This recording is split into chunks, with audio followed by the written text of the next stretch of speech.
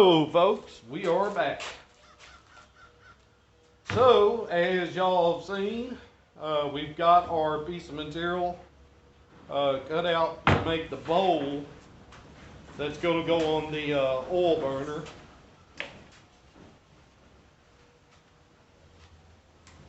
And that piece of material, let's see, I've ripped it about 2 1/4, and it is 1/4 inch thick. So it'll be a lot easier to roll than that 3/8. So what we've got to do here is we've got to know how big of a ring that we need to roll to set on top of this plate. And to do that,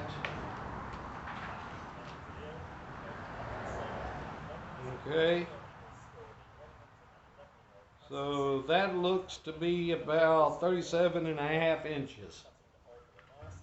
Now, all you people that know how to do pi, you can measure it this way and then multiply it, 3.14. But these little type of tape measures, everybody, if you got a shop and you do this type of stuff, you need to get one of these. It's just so much easier. So anyway, it needs to be 37.5. Okay. So about right there. Now, as you see, this metal is longer than it needs to be, but there is a reason for that, and I'm going to show y'all what it is. Now, some of you folks already know this, but I'm going to go through this because some people don't. So we're going to go over to the ring roller. All right, we are at the ring roller. Now, as we demonstrated in the other video, you just you tighten down on the wrench up here. You do it a little bit at a time, and then you just go back and forth. But the reason that piece of steel over there needs to be a little longer than the 37.5 is because you're not able to roll all the way up here to the end. Okay, so the only roll you're going to get, or arc, is going to be about midways. Yeah, maybe a little more than that, but approximately, the center of this roller to about the center of this roller is the maximum that you can roll. In other words, you can't roll all the way out to the very end and get this part here rounded. Okay, because if you kept on going, this would just run off the end of the roller and it wouldn't bend it. So you're only going to get about, let's say, to about right there. Let's see if I can get it a little more accurate.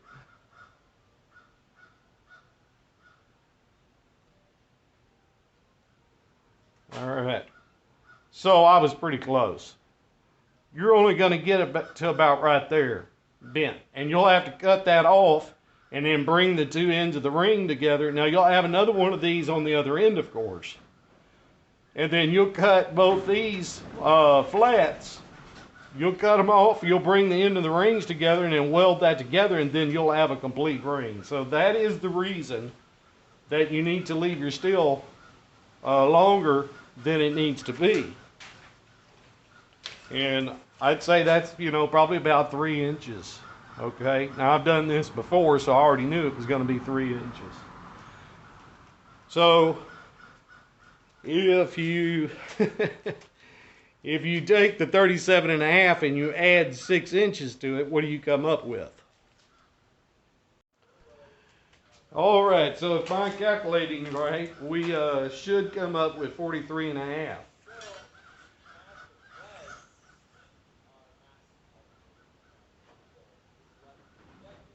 All right, there's the 43.5.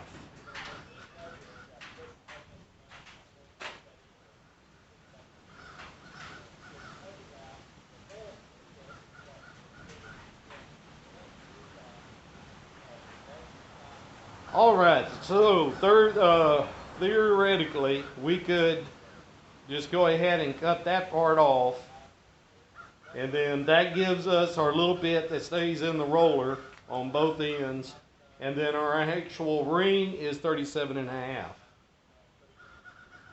I believe we're probably copacetic on that. All right, folks, we are getting her done. So we are getting to what I consider to be one of the critical points when you're using a ring roller. And what I mean by that is we're getting down to our two ends where they're wanting to meet. And these are actually pretty close as far as side to side goes. It's a little off. It's not bad. I think it'll be okay. But what I mean is, so now the end of this steel is wanting to bump against the roller over here. And, you know, on a thinner, lighter gauge steel, it's not really such a problem because usually you can grab the end of it and either go under the other rollers or sometimes even go right up in here with it. You can just, you know, flex it up in there. But on the thicker gauge steel, you don't really have those types of options on it. And we still need to get enough curve in here to make up for these 2-3 inches that are on you know, on the ends to overlap so that this would actually be smaller is what I'm getting at. And as you can see, it's still got to come down quite a bit in order to fit right on top of the edge of this circle. So we got to work that out. All right, we are starting to get real close. Okay, so we need about 11 and a half. Okay, and we're at around 12. Okay, so it's starting to get there. But as I was saying now, with these two being overlapped, this is in the way. So what we're going to do is we're going to mark this and we're going to cut it off. In other words, we're going to cut off the 3 flat, you know, the 3 inches that are flat. So we'll go ahead and cut that off.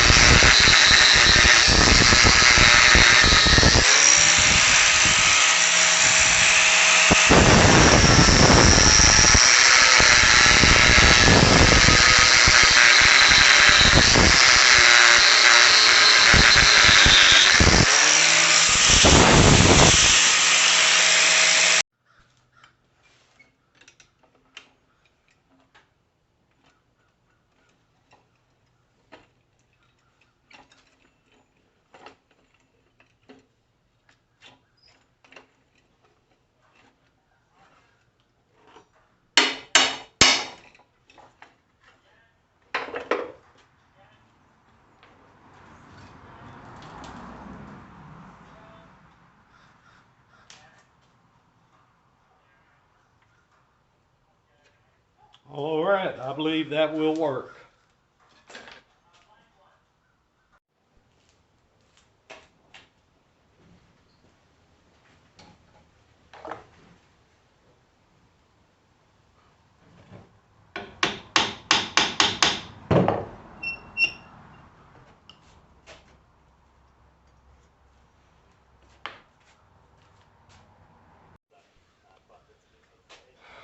All right, we are ready to cut off the other end of it.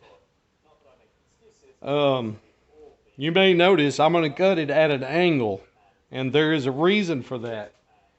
If you cut off both these ends straight, then you don't have a bevel to fill in with weld. So you'd just be doing a surface weld on the outside of this seam when you weld this back together. And here's the problem. Now we're going to put this ring, once we get it welded together, we're going to re-roll it in the ring roller and true it up and get it where it's actually, you know, straight. Okay, and if you've got a weld right there, you can't do that. Now I learned this by experience. You know, the first one I did that and realized I had to grind off the weld. Well, once you grind off the weld, there's no weld.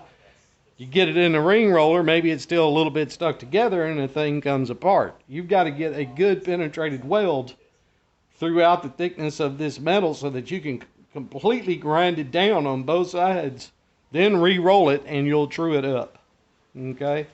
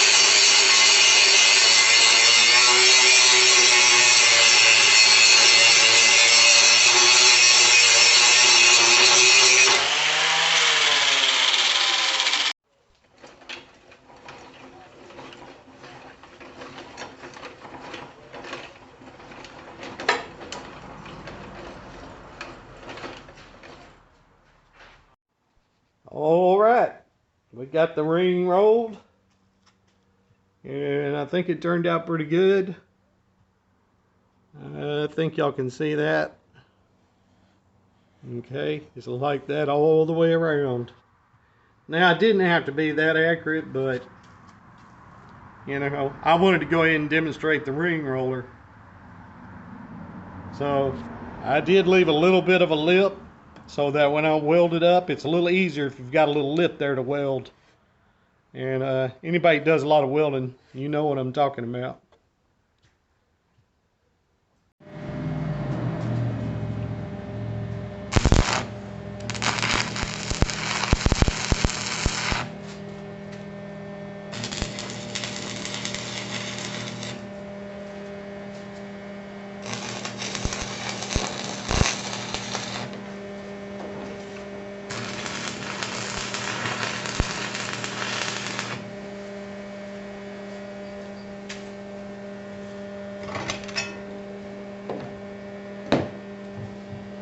All right, so I'm not going to weld it all the way up yet.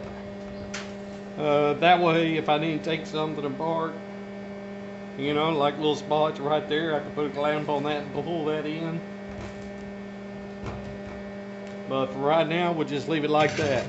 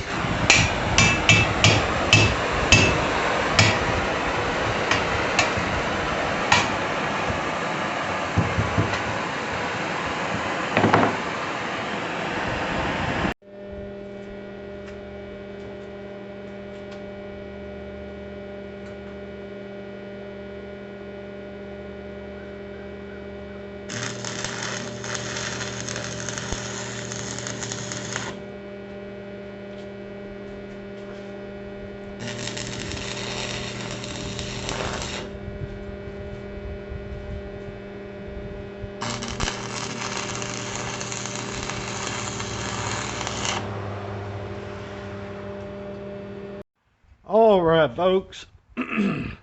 Well, there may be a few of you that have figured it out, and there may be a few that is wondering just what the hell am I doing? So I'm attempting to create a vortex. Okay, so when the vapors come through those fins,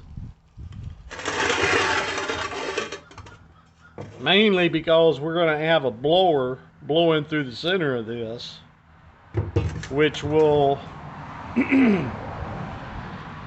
well, what it'll do is it'll draw the vapor from out here in the what we call the bowl, and it's going to draw it into here. Okay, then it's going to ignite in there. And so the theory is that this expanding gas, when it starts burning, is going to basically similar to like a jet. Okay, so it's going to come up, and the more efficient way to burn this fuel is to have it in a vortex. Okay, and then that will shoot up the center of the wood burning heater, which y'all know is basically got like a big barrel that goes up to probably 4 or 5 feet. And so that's what we're doing. Alrighty, folks, I believe we're going to call it a day. We still got a little bit to do on it, and I'm not going to weld it all the way up 100%, because I'll want to put it in the heater and use it and see if I need to move these doors, these vents in any further, and see how the airflow goes through it, and you know, maybe tighten up the vortex. We'll just have to see how that's going to go. So we'll do a little welding on it, but really the main part is this. If I need to be able to remove this from the bowl in fact can be welded up, but I'd want to be able to you know, to be able to change this part out. So anyway, appreciate everybody tuning in, and let me know something. Leave me a thumbs up, thumbs down, and we'll talk to you later.